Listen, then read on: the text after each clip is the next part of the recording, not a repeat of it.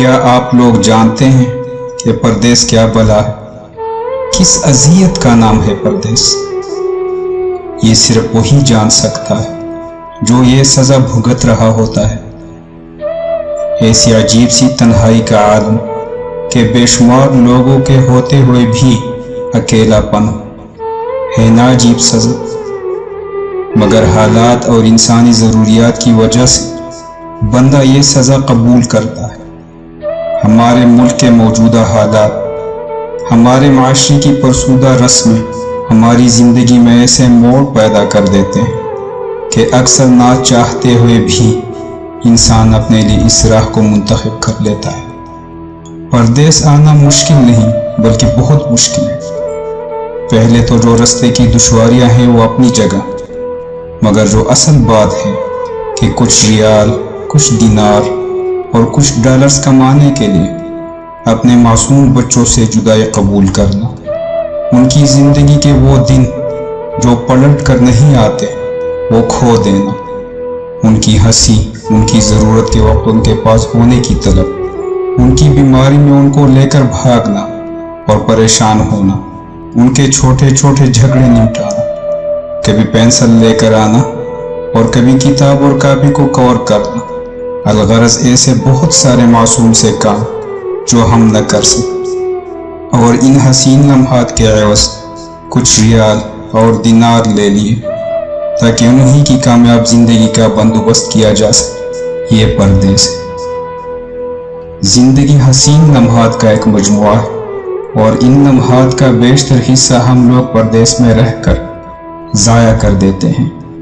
یہ زندگی میں وہ ٹائم ہوتا ہے جب ہم پیسے کو زندگی پر اہمیت دے کر پردیس کی طرف چل پڑتے ہیں، اور پردیس میں رہ کر اور اپنی زندگی دے دے کر پیسہ کماتے ہیں، اور جب پیسہ آ جاتا ہے تو زندگی نہیں رہتی، آپ کے ماں باپ نہیں رہتے، آپ کے بچوں کا بچپن نہیں رہتا، آپ کی بیوی بوڑھی ہو جاتی ہے، آپ کے دوست یار آپ سے جدا ہو جاتے ہیں، آپ اپنا علاقہ، خوشی، غم، اس سب چیزوں سے دور ہو جاتے ہیں۔ آپ کی زندگی صرف ایک پیسہ کمانے والی مشین بلکہ ATM مشین بن کے رہ جاتی ہے۔ آپ مہینے کے مہینے اس سے پیسے نکالتے ہیں اور گھر بیچتے ہیں۔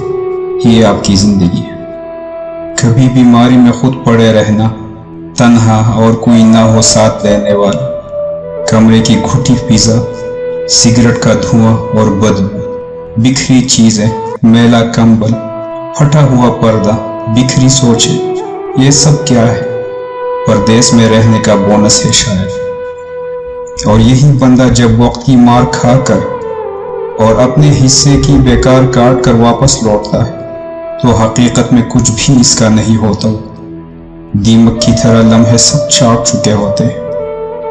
پردیسی بندہ جب 1-2 سال بعد گھر واپس جاتا ہے تو اسے سب کی شکلیں تبدیل ملتی ہیں۔ بچے بڑے ہو گئے ہوتے ہیں، جو جوان ہیں وہ بوڑھے ہو گئے ہوتے ہیں، اور اس سے بڑا ظلم کیا ہوگا جب بندہ واپس آتا ہے ملک سے، آتے وقت اپنے گھر والوں سے کہتا ہے اچھا میں چلتا ہوں، 2 سال بعد فلاں مہینے میں واپس آؤں گا۔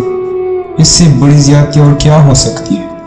اتنا مجبور ہے کہ 2 سال بعد اس کو آنا ہے، وہ اپنی مرضی سے آ جا بھی نہیں سکتا۔ اچھا جب ہم پردیسی چھٹی جاتے ہیں تو گھر والے بھی ہمیں مہمان کی طرح ٹریٹ کرتے ہیں، آپ کی صحیح غلط ہر بات مانتے ہیں کہ 10-15 دن کے لیے ہی تو آیا ہے، جو کہتا ہے سن لو، اور دوسرا پیسہ بھی تو دیتا ہے۔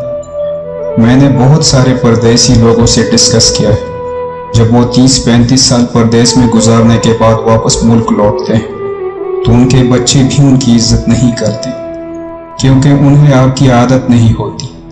وہ کچھ دن بعد کہنے لگیں گے کہ ابا باہر ہی ٹھیک تھا، ہر وقت روکتا ہے ٹھوکتا ہے، یہ نہ کرو وہ نہ کرو۔ بیوی بھی اب اتنی عزت نہیں کرے گی کیونکہ آپ بوڑھے ہو چکے ہیں اور پیسے بھی نہیں کماتے۔ یہ ساری چیزیں اتنی جلدی آپ کو ہضم نہیں ہوگی، کیونکہ جب آپ پردیس سے آتے تھے تو آپ کو منسٹر جیسا پروٹوکول ملتا تھا جو اب واپس آنے پر نہیں ملے گا۔ آپ تو کچھ دن ان سب لوگوں سے لڑیں گے کہ میں نے آپ کے لیے زندگی ملک سے باہر گزار دی، میں نے یہ کیا، میں نے وہ کیا، لیکن سب نے یہی کہنا ہے کہ آپ نے کچھ نہیں کی، بلکہ آپ کی وجہ سے ان کی زندگی خراب ہو گئی ہے۔ آخر کار دل برداشتہ ہو کر آپ نے کونا پکڑ لینا ہے اور بیٹھ کے سوچتے رہنا ہے کہ میرے ساتھ ہوا کیا ہے، میں نے کیا کیا ہے۔ اس دوران لوگ آپ کو پاگل نہیں تو کم از کم یہ کہنا ضرور شروع کر دیں گے کہ بوڑھا کس کا ہوا ہے، اس کی باتوں پر زیادہ دھیان نہ دیا کر۔ آخر کار لوگوں کے بیہیویئرز اور رویوں کو سوچتے سوچتے آپ حقیقت میں پاگل ہو جائیں اور اپنے خالق حقیقی سے جا ملیں۔ یہ ہے پردیسیوں کی زندگی کی سٹوری، جس میں میں خود بھی شامل ہوں۔ جو پردیس میں رہتے ہیں وہ میری باتوں کو اچھی طرح سمجھ رہے ہوں، کیونکہ جس پر گزرتی ہے وہی جانتا ہے۔ اب آپ مجھے بتائیں اچھا فیصلہ کیا ہے؟ ایک طرف پیسہ، صرف پیسہ اور صرف پیسہ، اور دوسری طرف زندگی ہے جس میں ماں باپ ہیں، بچے ہیں، بیوی ہیں، دوست یار ہیں، اپنا ملک ہے، سب کچھ۔ اللہ تعالیٰ نے ہمیں اتنے عظیم لیڈرز دیے تھے جن کی وجہ سے ہمیں اپنا ملک مل گیا، لیکن اس کے بعد بدقسمتی سے ہمیں اتنے بے ضمیر لیڈرز ملے ہیں کہ ہم اس ملک میں رہ نہیں سکتے۔ ہمیں کام اور روزگار کے لیے ملک سے باہر آنا پڑتا ہے، جبکہ ہمارا ملک وسائل سے مالا مال ہے، لیکن ہم پاگلوں کی طرح جیئیں فلاں بس نعرے لگانے کے قابل ہیں، اور یہی ہماری اوقات ہے۔ جس دن کرپٹ لیڈرز کو آپ نے جوتے مارنا شروع کر دی، اس دن سے آپ کو کمانے کے لیے ملک سے باہر نہیں آنا پڑے۔ یہ کرپٹ لیڈر اپنی اولاد کی غیر موجودگی میں علاج تک نہیں کرواتا، اور ایمانداری سے پردیس میں ایک محنت مزدوری کرنے والا غریب انسان اپنے ماں باپ کے جنازے پر نہیں پہنچ سکتا۔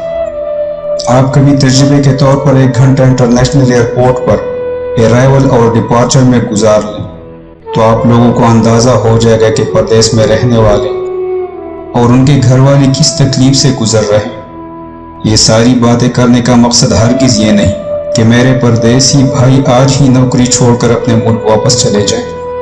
میں صرف یہ سمجھانا چاہتا ہوں کہ آج سے پلاننگ کر لیں اور باہر رہتے ہوئے کوئی چھوٹا سا کام اپنے ملک میں شروع کر دیں، تاکہ کچھ عرصہ بعد اپنے ملک واپس آنے کے قابل ہو جائے۔ میرا مطلب ہے کہ اتنے وسائل ہو جائے کہ آپ واپس آ جائیں۔ شاید بہت کچھ کہہ دینا باقی ہے، مگر ضروری تو نہیں کہ ہر بات کہی جائے، یا یوں کہیں کہ ضروری تو نہیں کہ انسان میں اتنی ہمت ہو کہ وہ سب کچھ کہہ سکے۔ اللہ سب کو اپنی امان میں رکھے اور خوشیاں دیں، اور سب بہن بیٹیوں کو اپنی حفاظت میں رکھیں، اور اللہ تعالیٰ پردیس میں رہنے والے تمام پردیسیوں کو اپنے حفظ و امان میں رکھیں۔